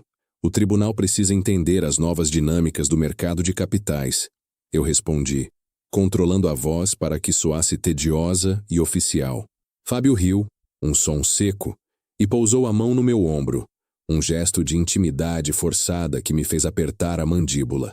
Claro, entendo. Lentidão exige curiosidade. Ele gracejou. E vi Rodrigo, a alguns metros, fingindo conversar com um colega, mas visivelmente atento à nossa interação. Mas falando em novas dinâmicas, Rodrigo tem sido um fenômeno. Não sei se você tem acompanhado de perto, mas ele superou todas as expectativas. Tenho acompanhado, eu disse. É o que eu digo. Fábio continuou baixando a voz para um sussurro cúmplice, mais alto o suficiente para Rodrigo ouvir se quisesse. É preciso de um ambiente onde se possa cortar os laços. Rodrigo, veja bem, não precisou de um legado de estabilidade, Antônio. Ele precisava de alguém que lhe ensinasse a liquidez da ambição. Alguém que não tivesse medo de arriscar. Um pai, se me permite o termo, não é o que nos nutre, mas o que nos projeta. O ataque era direto. Ele estava se declarando o pai ideológico de meu filho, o pai que Rodrigo havia escolhido, e usava a minha falha paternal como prova de sua superioridade. A estabilidade que eu havia construído era, nas palavras dele, uma prisão. Senti a dor no peito se espalhar. Não uma pontada, mas um abraço de ferro. Eu precisava ir embora. Eu não concordo com essa filosofia, Fábio. Valores familiares são o alicerce real, eu declarei, mas minha voz falhou na última sílaba. Fábio sorriu com pena, um sorriso estudado para parecer empatia. Ah, Antônio, eu imagino. É difícil aceitar quando o filho segue o seu próprio caminho, especialmente quando esse caminho exige que ele deixe para trás o conforto e, bem, a confusão doméstica. Ele fez uma pausa dramática. Soube pela Fátima que vocês estão passando por um momento difícil, com as questões de saúde. Espero que as coisas se resolvam. O Rodrigo me conta tudo. Aquilo era demais.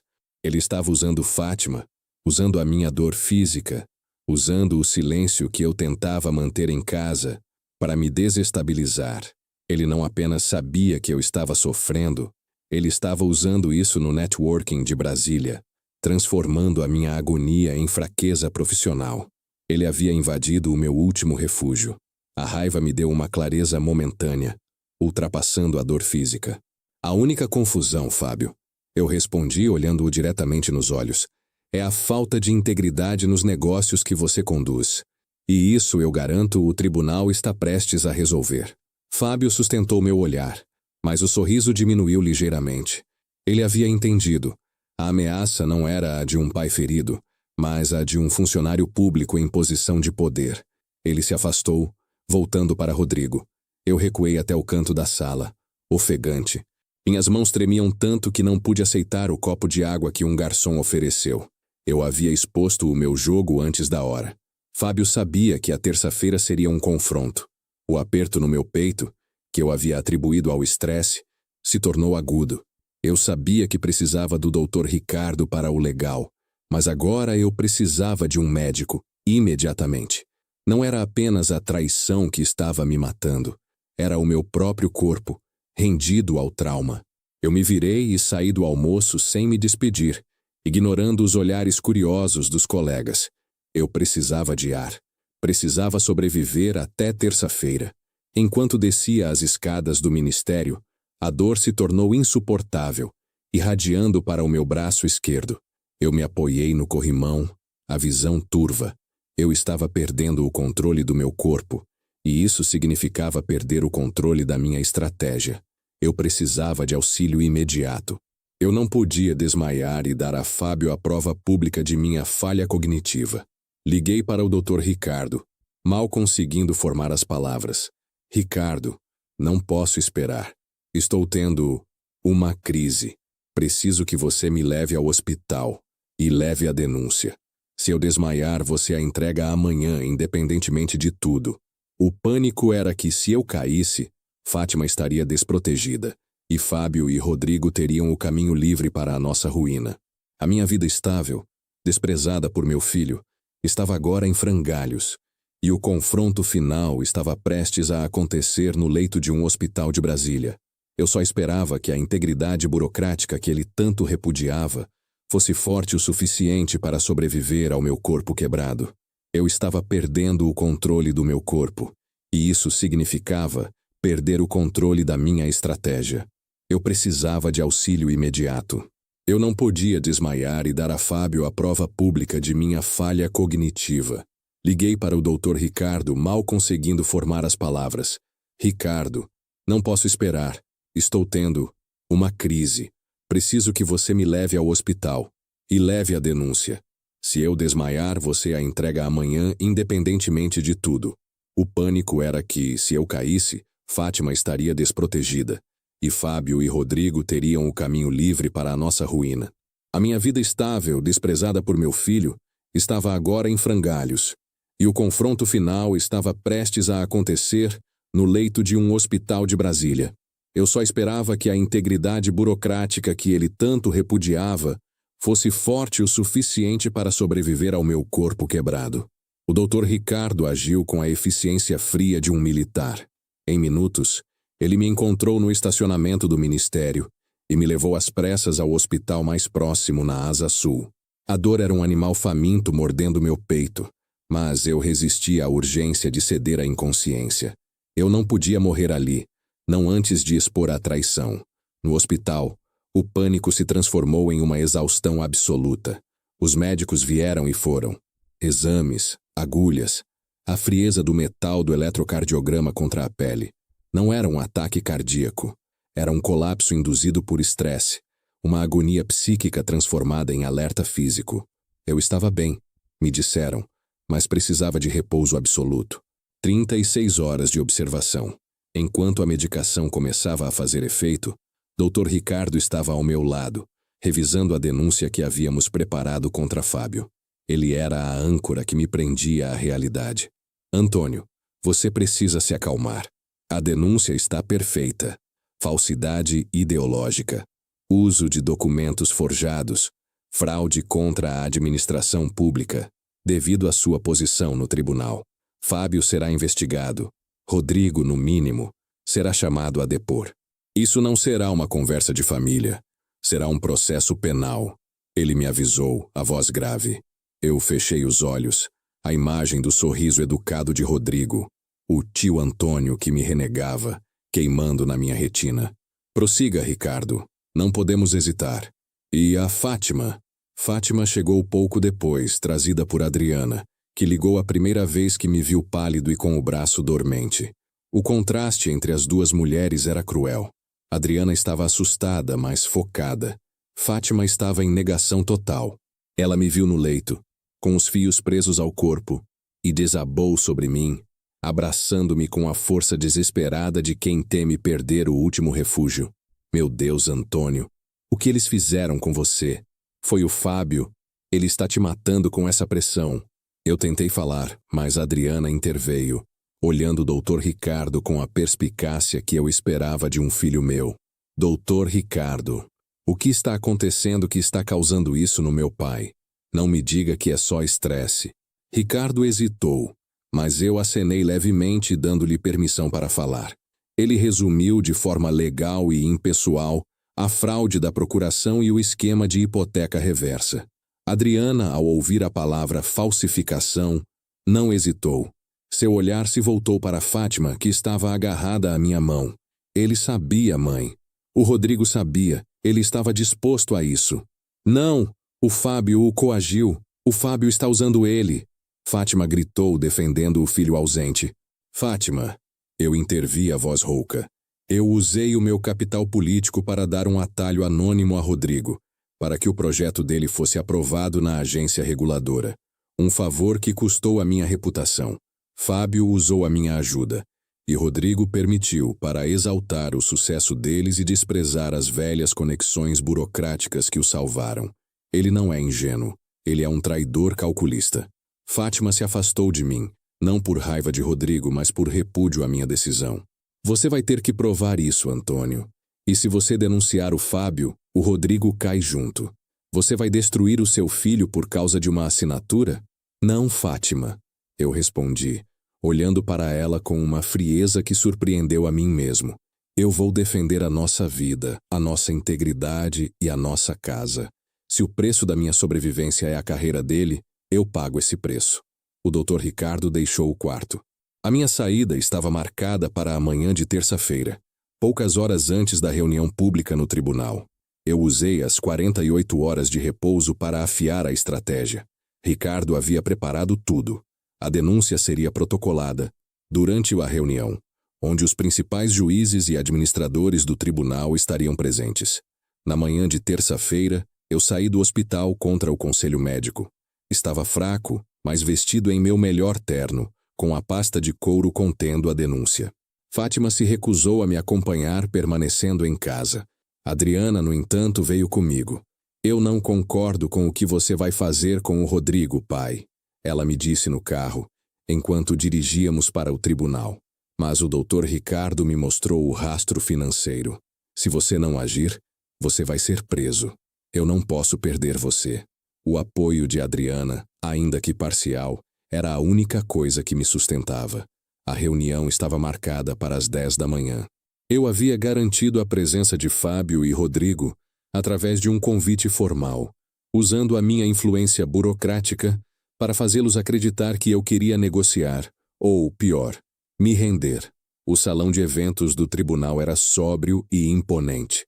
As cadeiras de couro, o mármore frio.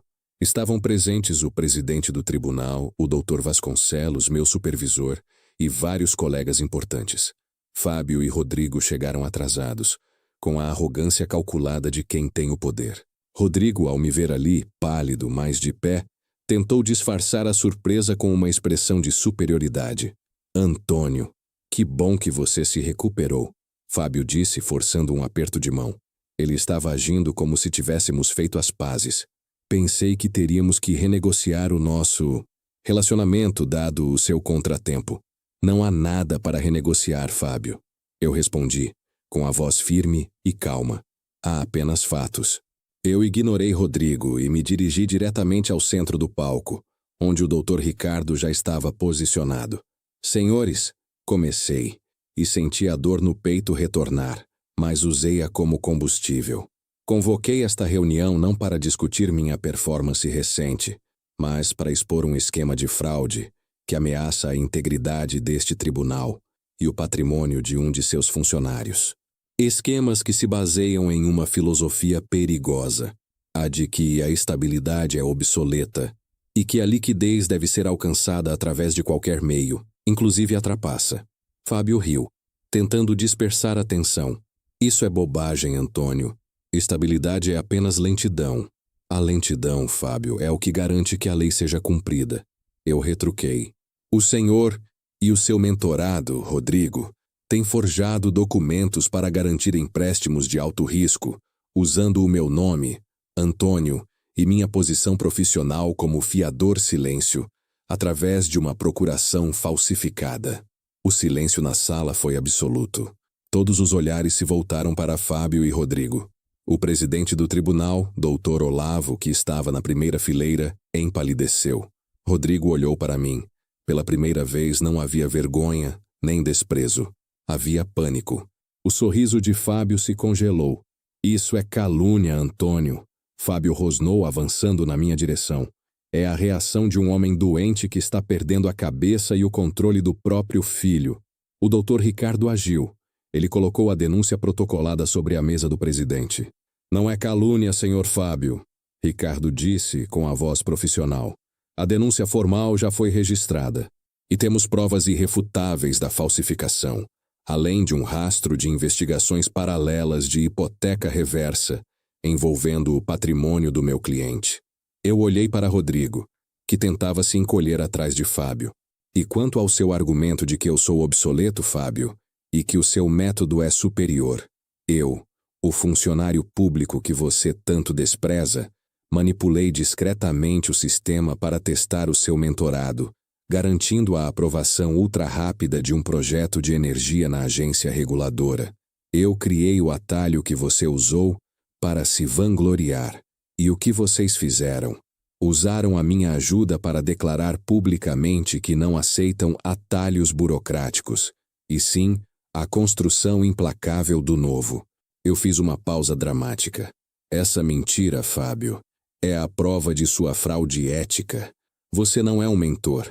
Você é um parasita que se alimenta da ambição de jovens ingênuos. E o tribunal, que você tentou envergonhar com a minha suposta falha, será o seu algoz. O choque de ter sua fraude ética exposta em público, no centro do poder que ele queria impressionar, atingiu Fábio com mais força do que qualquer processo. Em Brasília, a perda de reputação é mais grave do que a prisão. O presidente Olavo se levantou, a autoridade imponente. Doutor Ricardo, por favor, retire o Sr. Fábio e o Sr. Rodrigo para que o tribunal possa iniciar imediatamente a análise da denúncia e notificar as autoridades. Antônio, vá para casa.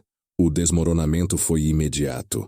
Fábio foi escoltado para fora por seguranças. Sua carreira em Brasília terminou naquele exato momento. Mas o meu olhar estava fixo em Rodrigo. Ele passou por mim, o rosto pálido. Eu sinto muito, pai. Ele murmurou, a voz quebrada. A vergonha não era mais de ser meu filho, era a vergonha de ser exposto como um fraudador. Eu não o respondi. A justiça legal estava feita. Fábio perderia tudo. Rodrigo perderia a carreira meteórica que havia tentado construir sobre a nossa ruína. Eu me virei, o corpo tremendo de exaustão, e encontrei Adriana. Nós conseguimos, pai. Ela sussurrou aliviada, me ajudando a sair do salão. Saímos do tribunal para o sol forte de Brasília. A dor no meu peito ainda estava lá, mas era menor, substituída pela sensação de uma batalha vencida, mas com a perda total de um membro. Voltamos para casa, para Fátima. Ela estava na sala, esperando, com um copo de água na mão. Ela viu a minha expressão de esgotamento e a de alívio em Adriana. Ela soube que a denúncia havia sido protocolada. Ela não perguntou nada sobre Fábio. Seus olhos vermelhos de tanto chorar encontraram os meus. E o nosso filho? Ela perguntou, a voz vazia. O Rodrigo terá que enfrentar as consequências das suas escolhas. Eu respondi, desabando no sofá. Eu havia vencido a guerra pelo meu nome e meu patrimônio, mas o preço era a paz em minha família.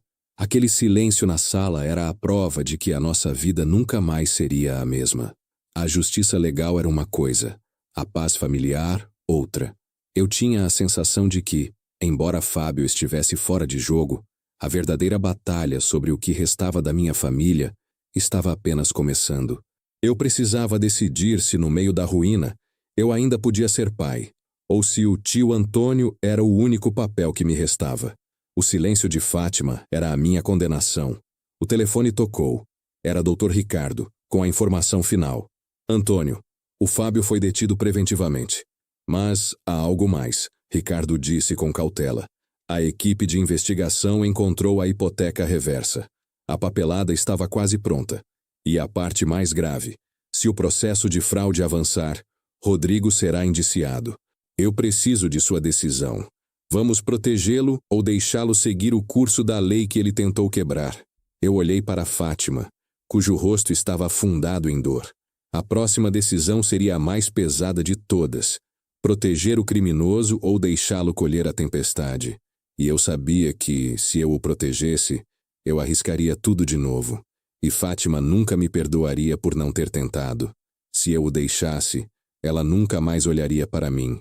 Eu estava sozinho na escolha. Eu olhei para Fátima, cujo rosto estava afundado em dor. A próxima decisão seria a mais pesada de todas. Proteger o criminoso ou deixá-lo colher a tempestade. E eu sabia que, se eu o protegesse, eu arriscaria tudo de novo. E Fátima nunca me perdoaria por não ter tentado. Se eu o deixasse, ela nunca mais olharia para mim. Eu estava sozinho na escolha. Nós o protegemos. Eu disse ao Dr. Ricardo, a voz firme, mas exausta. Mas sob as minhas condições. Fábio pagará pelo crime principal. Rodrigo pagará com o fim de sua carreira em Brasília e com a cooperação total. Ele terá que assinar qualquer documento que você pedir, renunciando a qualquer pretensão sobre o nosso patrimônio. Não por emoção, Ricardo, por estratégia. Se ele for indiciado, o escândalo será ainda maior e arrastará o tribunal, o que Fábio deseja. Precisamos de silêncio agora. Ricardo assentiu, aliviado por ter um caminho claro. Vou contatar o Ministério Público. Conseguiremos um acordo, Antônio. Ele terá que sumir de Brasília. Este ambiente está envenenado para ele. Quando desliguei, Fátima me olhou. Não havia gratidão, apenas um reconhecimento sombrio. Ela sabia que eu estava salvando o corpo do filho, mas a alma da nossa família havia morrido no processo. O silêncio dela era a minha nova cruz. Você o salvou da prisão, ela sussurrou, afastando-se de mim. Mas você o destruiu. E no processo, você me perdeu também, Antônio. Você escolheu a lei antes do amor. Eu escolhi a estabilidade, Fátima. Eu respondi com a voz baixa e cansada. A mesma estabilidade que ele tentou usar para nos afundar. O amor dele exigiu a minha aniquilação. Eu me defendi. Adriana, que assistia à cena, colocou a mão no meu ombro, o que me deu o apoio tácito que eu precisava. Naquele dia, Adriana se tornou o meu único conforto, o laço familiar que não havia sido corrompido pela ambição. Nos dias que se seguiram, a vida em Brasília, apesar do escândalo contido, começou a se normalizar. Fábio foi publicamente desacreditado e seu império ruiu. O Dr. Ricardo trabalhou nos bastidores, garantindo que Rodrigo assinasse os termos da sua rendição. Ele seria poupado do indiciamento em troca de seu depoimento e sua saída imediata do Distrito Federal. Minha vida no tribunal foi restaurada, não sem feridas. Eu havia demonstrado integridade e força no confronto, e meus superiores me olhavam com respeito renovado. Mas a dor no peito, embora atenuada, era a prova física da batalha perdida em casa. Fátima estava distante, vivendo em um luto silencioso pelo sonho de filho que havíamos criado. O encontro final com Rodrigo foi inevitável, mas crucial. Ricardo me informou que Rodrigo precisava comparecer a uma audiência administrativa no antigo escritório de Fábio, agora sob intervenção, para assinar a renúncia final a qualquer documento de parceria e retirar seus pertences. Eu insisti em estar presente. Eu não iria como pai, mas como o proprietário do ativo, garantindo que o contrato de traição fosse desfeito. Cheguei ao antigo escritório de Ascensão Capital, na Asa Sul, um lugar que antes era sinônimo de luxo e liquidez instantânea. Agora, estava frio, vazio, com caixas de papelão espalhadas. Apenas Rodrigo estava lá, supervisionado por um funcionário do tribunal que monitorava a retirada dos materiais. Rodrigo vestia roupas casuais, sem o brilho dos ternos caros. Ele estava magro, abatido, com o ar de quem havia dormido mal por semanas. Ele me viu, e seu olhar desviou-se imediatamente para o chão. Antônio, ele cumprimentou, a voz quase inaudível. Rodrigo, eu respondi, frio, sem usar o termo filho. Eu parei diante da mesa que antes era a de Fábio, onde Rodrigo havia sonhado em assinar contratos de milhões. Ele assinou os últimos papéis que Ricardo havia preparado. Sua renúncia a qualquer bem familiar foi rápida, uma desistência amarga de um prêmio que nunca existiu de fato. Quando ele terminou, o funcionário saiu discretamente, deixando-nos sozinhos em meio ao silêncio melancólico daquele escritório falido. Rodrigo tentou falar, a voz cheia de ressentimento e derrota. Eu entendi, Antônio. Você venceu. Você conseguiu destruir o Fábio e de brinde destruiu tudo o que eu construí.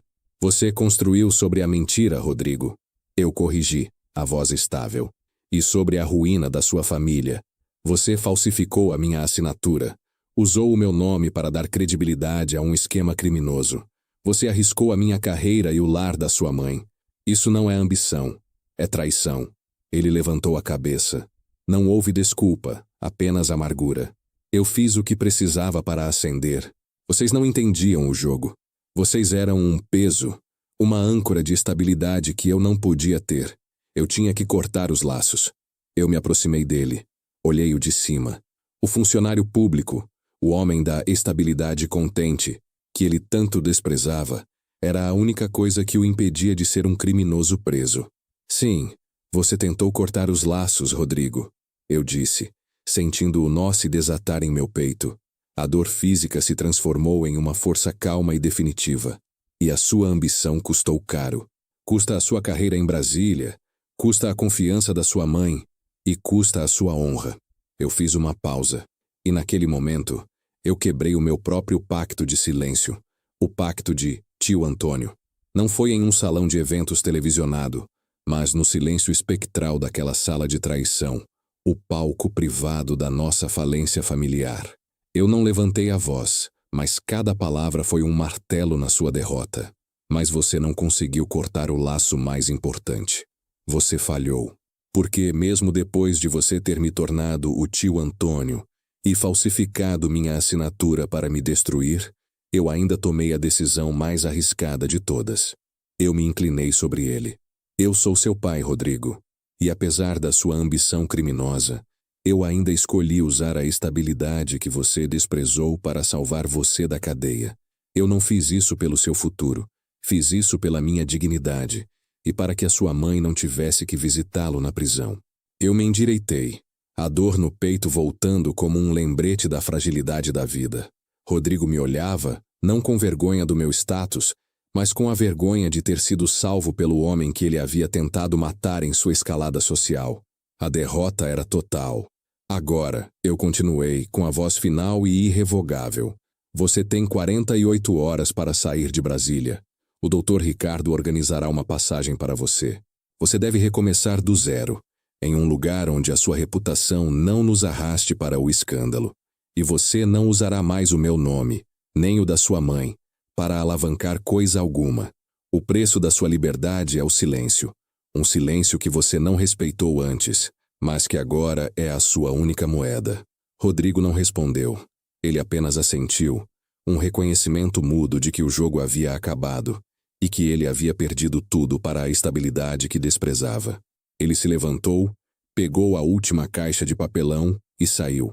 Não houve abraço nem pedido de perdão, apenas a certeza de que a distância, que ele havia pedido por vergonha, agora se tornava a sua penitência. Eu voltei para casa naquela noite, exausto, mas estranhamente leve. O meu nome estava limpo, o nosso patrimônio estava seguro, e Rodrigo estava fora do alcance de Fábio e da lei. Eu havia vencido a guerra legal e mantido minha dignidade. Mas o preço era Fátima. Ela estava na sala de estar, olhando para o vazio. Ele se foi. Eu informei sem precisar mencionar o nome. Para onde? Ela perguntou sem emoção. Para longe. Recomeçar. Não sei onde. Ela se levantou, caminhou até o armário e tirou o porta-retrato com a foto de formatura de Rodrigo. Ela olhou para a imagem do filho sorridente e quebrou o vidro contra a estante. Ela não chorou. A dor era fria demais para lágrimas. Ele não disse nada? Ela perguntou, a voz vazia. Ele apenas aceitou o preço, eu disse. Fátima jogou o porta-retrato quebrado no lixo. Ela se virou para mim e sua expressão era de uma condenação final. Você pode ter salvado a sua aposentadoria, Antônio, mas você o mandou para longe. E eu não sei se consigo perdoar você por ter escolhido o patrimônio em vez da presença. Ela não se referia à presença física de Rodrigo. Ela se referia à minha presença como pai, à minha recusa em protegê-lo incondicionalmente. O novo silêncio que se instalou em nossa casa, naquela noite, era diferente de todos os anteriores. Não era o silêncio da mentira ou do medo, mas o silêncio de duas pessoas que sobreviveram a uma tempestade, mas perderam o mapa para casa. A nossa estabilidade estava salva, mas a nossa história havia chegado ao fim. E eu sabia que a próxima e última etapa da minha jornada não seria contra Fábio ou Rodrigo, mas pela reconstrução de Fátima e do homem que eu me tornaria a partir de agora. Eu precisava garantir que o meu sacrifício não fosse em vão, e que a minha dignidade recuperada pudesse, um dia, ser suficiente para o perdão. Mas Rodrigo ainda estava lá fora, com a certeza de que a estabilidade do pai era a sua ruína. O que ele faria a seguir? Eu teria que esperar para ver. O meu maior medo era que, mesmo a quilômetros de distância, a sua ambição encontrasse uma nova forma de me envergonhar. O meu maior medo era que, mesmo a quilômetros de distância, a sua ambição encontrasse uma nova forma de me envergonhar. Mas, felizmente, a lei, com sua lentidão e solenidade, não lhe daria essa chance. O corpo, no entanto, não perdoava. Meu retorno ao tribunal na quarta-feira foi breve. A vitória sobre Fábio havia sido esmagadora, mas o preço foi alto demais. Em uma conversa particular com o Dr. Vasconcelos, meu supervisor, a verdade, embora eufêmica para mim, era uma complicação burocrática para a instituição. Antônio, você foi herói.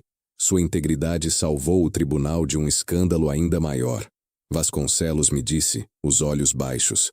Mas o seu nome esteve muito próximo dessa lama.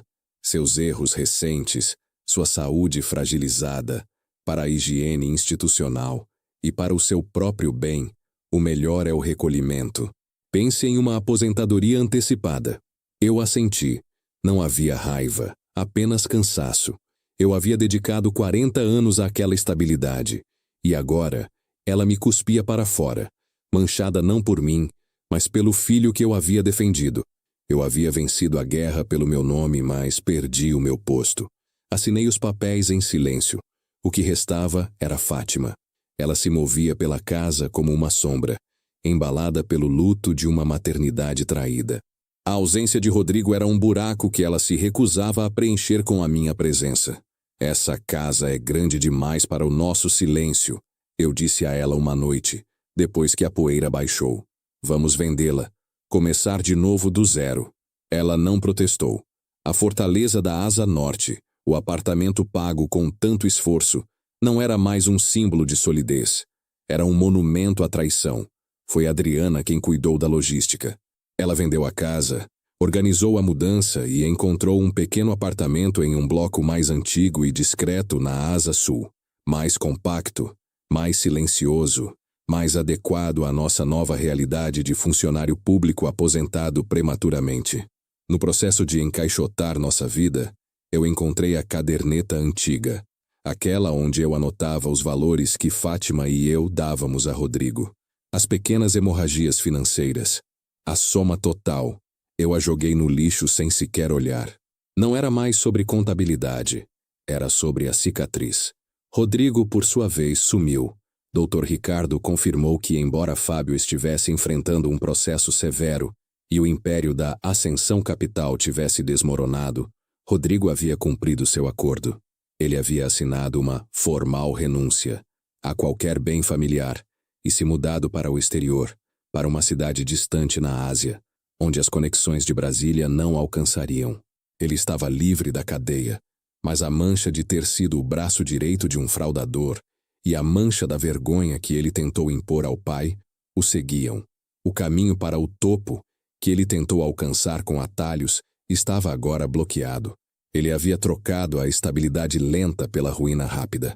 Fátima e eu nos mudamos para a Asa Sul em uma manhã fria. O novo apartamento tinha uma vista lateral para o eixo rodoviário, o fluxo constante de Brasília. Eu me sentei na varanda, respirando o ar de uma vida redefinida. Eu não era mais o provedor discreto do tribunal. Eu era um homem de 59 anos, com a carreira interrompida e o coração remendado, tentando reconstruir um casamento sobre os escombros de uma traição. Fátima se aproximou.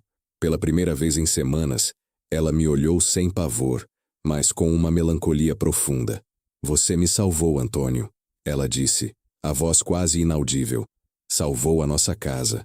Eu me salvei, Fátima. Eu corrigi. E você estava inclusa na minha integridade. Era o único jeito de sobreviver. Ela não se sentou ao meu lado. Ela apenas ficou parada, olhando para a cidade. O silêncio que se instalou não era mais o silêncio da mentira, mas o silêncio de duas almas que haviam compreendido o custo da verdade. Nós havíamos sobrevivido, sim, Mas o preço havia sido a alegria. Eu havia trocado a dor lancinante da traição por uma paz vazia e merecida. O que me restava era a Adriana, o apoio silencioso do Dr. Ricardo, e a certeza de que, às vezes, o amor de um pai não é o abraço incondicional, mas a linha rígida que impede o filho de cair no abismo que ele próprio cavou. Eu não era mais o pai que ele tinha vergonha de ser. Eu era o homem que ele não conseguiu destruir, a estabilidade que se transformou em arma. Essa era a minha nova herança, e ela era pesada. Se essa história tocou você de alguma forma, deixe um comentário aqui embaixo. Quero muito saber o que você teria feito no lugar do Antônio. E, se puder, compartilhe este vídeo com alguém que precisa ouvir isso hoje. Obrigado por assistir e que Deus abençoe seu caminho.